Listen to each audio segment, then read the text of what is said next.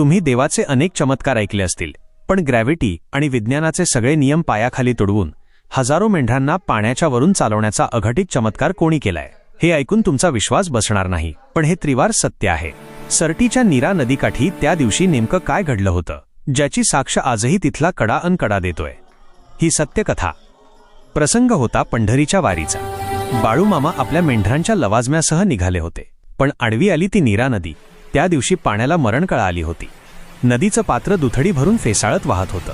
समोर जायला होड्या होत्या, पण त्या नावाड्यांच्या डोक्यात हवा गेली होती. त्यांनी मामांना अडवलं.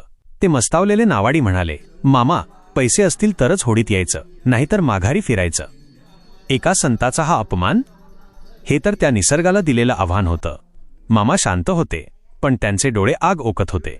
त्यांनी त्या उचंबळणाऱ्या पाण्याकडे पाहिलं, मिशीवर हात फिरवला आणि त्या अहंकारी नावाड्यांना कडाडून सुनावलं, काय रगड्या,